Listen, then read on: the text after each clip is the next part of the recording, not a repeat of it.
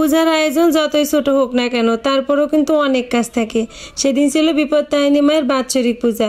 ভোরবেলা ঘুম থেকে উঠে স্নান করে পূজা দিয়ে পূজার ফলগুলো সব ধুয়ে নিলাম, আর তারপরে ছোট্ট করে একটু আলপনা দিয়ে নিলাম। এখানে মায়ের পূজার ঘট বসানো হবে।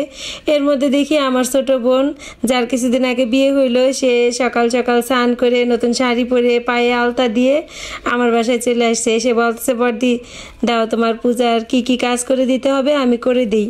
তারপরে তার উপরে পূজার কিছু কাজের দায়িত্ব বুঝিয়ে দিয়ে আমি চলে গেলাম অন্য কাজে। আসলে পূজার দিন তো অনেক কাজ থাকে। এর মধ্যে আমার মেজো বোন চলে আসলো, সেও এসে কাজে ব্যস্ত হয়ে যায়। আমার মেজো বোন প্রত্যেক বছর পূজায় এসে আমাকে অনেক সাহায্য করে, সে না থাকলে আমি পারতামই না। আর এদিকে আমার বড় ছেলে, সেও কিন্তু কাজে ব্যস্ত আছে।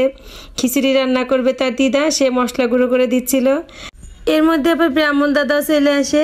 তো ব্রাহ্মণ দাদা এসে প্রথমে বিপত্তারিণী মায়ের যে হাতে বাঁধা সুতা, সেই সুতাগুলো রেডি করে তারপর চলে আসে ভোগ রান্না করতে। তো দাদা এখানে ভোগ রান্না করতেছিল, আর দাদা যা যা লাগবে আমি সব গুছাই দিয়ে চলে যাই আবার রান্নাঘরে। রান্নাঘরের আবার অনেক কাজ ছিল।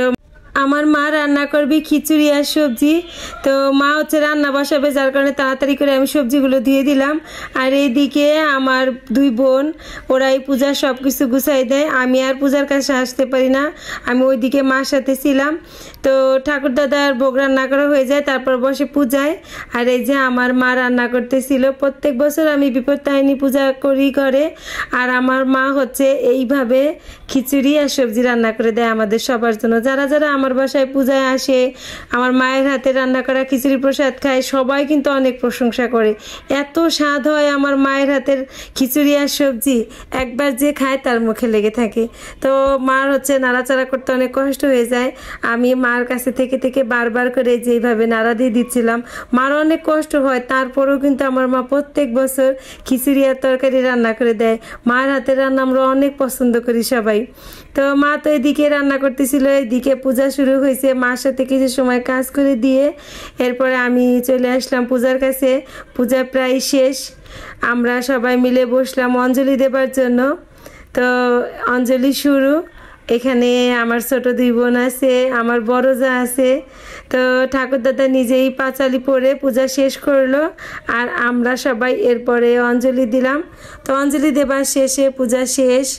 এরপরে হচ্ছে সবাই এক এক করে পূজা সুতা বাঁধার পালা। আমার বড় ছেলে আগে সুতা বেঁধে নিল, আর এদিকে আমার মায়েরও খিচুড়ি তরকারি রান্না হয়ে গেছে। তো পূজা শেষ করে আমরা সবাই মিলে প্রসাদ খেলাম। অনেক অনেক স্বাদ ছিল আমার মায়ের হাতের খিচুড়ি রান্না। আপনারা সবাই চলে আসবেন আমার বাসায় আমার মায়ের হাতের খিচুড়ি আর সবজি খেতে। ভালো থাকবেন সবাই। আজকের মতো ভিডিওটি এ পর্যন্তই।